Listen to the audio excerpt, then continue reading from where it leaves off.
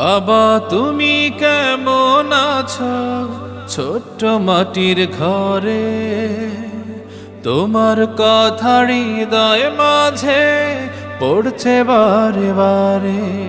বাবা গো বাবা, বাবা গো বাবা, বাবা গো বাবা, বাবা গো বাবা।